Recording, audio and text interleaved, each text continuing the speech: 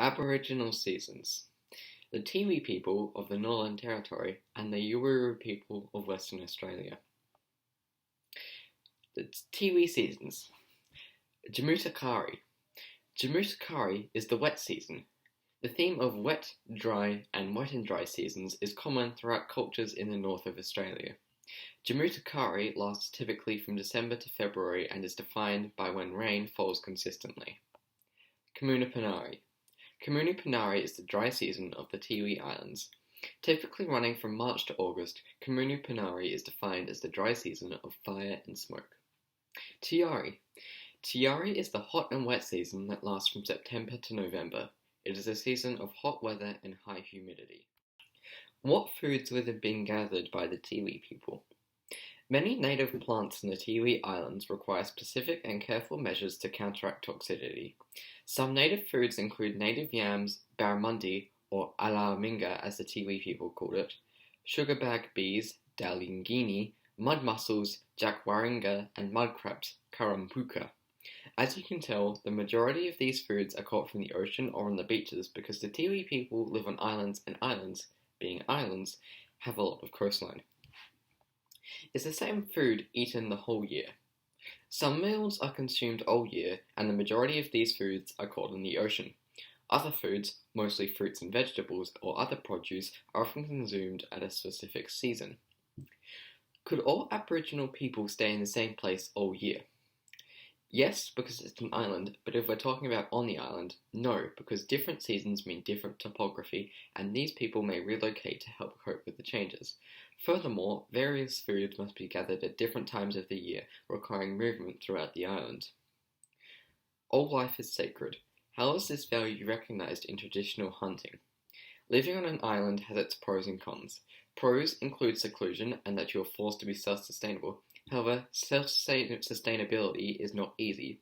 Species can easily be overgathered and hunted, leading to extinction. This means that the Tiwi people had to carefully manage what animals and plants to hunt and gather, and still do to this day. Would suitable plants be available for weaving baskets and nets?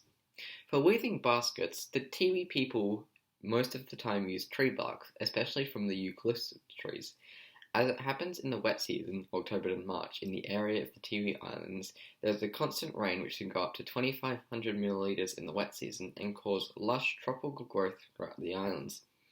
Thanks to heavy rain, all flora is saturated. As a result, the Tiwi people can collect the bendy eucalyptus bark from which they make a tunga, or a bark basket. It was used for a funeral ceremony called a pukamani. All across northern Australia, trees such as the banyan, kurrajong, gracia, and hibiscus species have bark which can be made into string, and from there it is used to weave a chadunga. The chadunga is used as a soft dilly bag, which is still made today. What attraction might this area have had for the local people? First of all, the Tiwi Islanders lived 80 kilometres north of Darwin in isolation from the mainland because their language and culture was very different from other Aboriginal ones.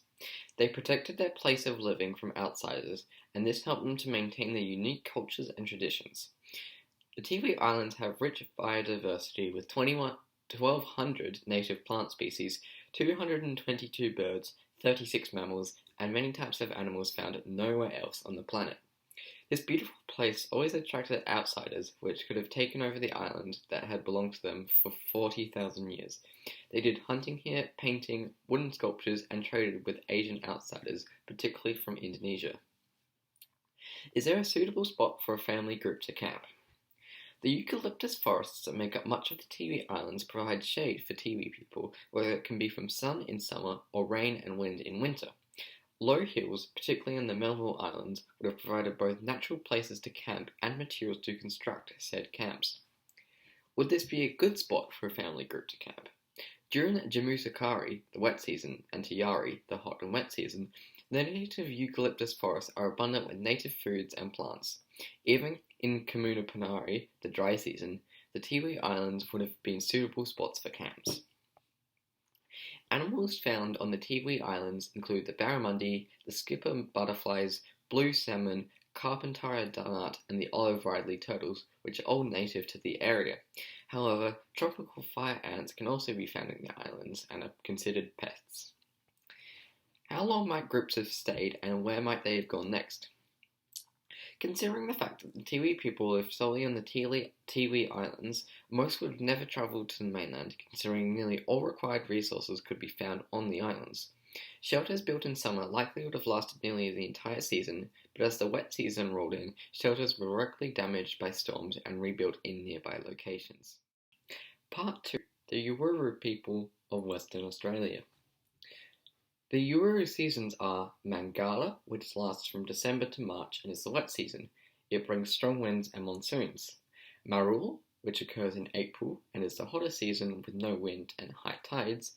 Wirralburu, which occurs in May and has no rain and hot days and cold nights. Baragana, which runs from June to August. It is the cold season and brings some fog and dry winds. Walburu, the warming season, occurs in September and is indicated by days and nights getting hotter and larger, which comes in early summer and brings intensifying heats from October to November. What foods would have been gathered? Since Broome is a coastal area, there are many foods gathered from the ocean, including fish, turtles, dugong, stingrays, and crabs. Despite this, they also eat a lot of bush food, such as berries and other fruits. Is the same food eaten the whole year? Few foods are eaten throughout the entire year, but most berries only grow in a certain season. The Yawuru have 6 seasons: Bargana, Walburu, Larger, Marul, Wirraburu, and Mangala. The food eaten in the Yawuru people depends on what season it is. Could all Aboriginal people stay in the same place all year? Like the Tiwi people, you cannot stay in the same place all year because there are different seasons, and different seasons mean different foods at different time of the year and in different places. On a completely different note, the Yawuru people have 6 seasons, and each season is a different way of eating.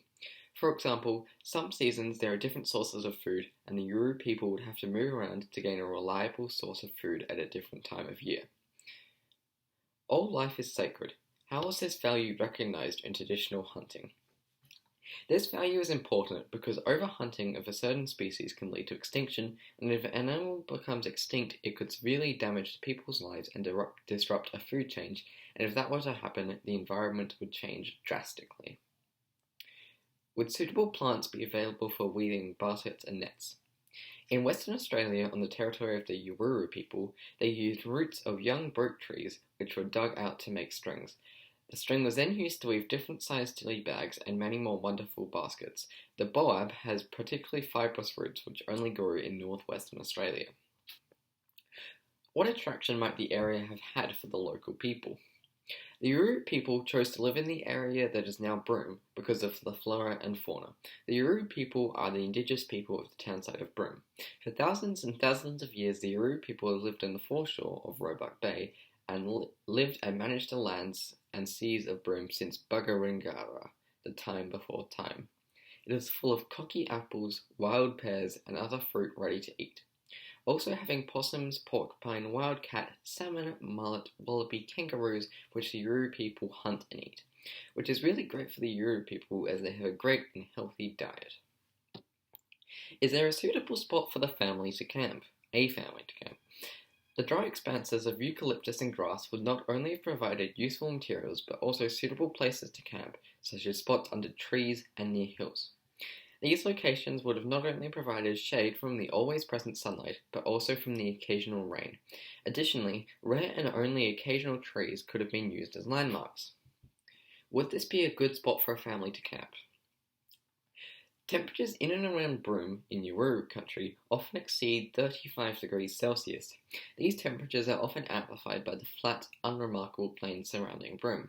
If one could cope with the summer heat, as the Yawuru people have for thousands and thousands of years, Yawuru country would make an excellent spot to camp. Animals found in and around Broome on Yawuru country include barramundi, the Mitchell's water monitor, dingoes, the dusky flathead, and rock wallabies. How long might a group have stayed and where might they have gone next? Especially in the arid Kimberley region where Yawuru is located, water is vital to survival. After camping in one place for anywhere from 1 to multiple months, Yawuru people likely would stay close to known water sources, including the ocean and the nearby Dampier Creek, Willie's Creek, Yadagara Creek, or Broom Creek. Thank you for taking the time to listen to our presentation. We hope you enjoyed it.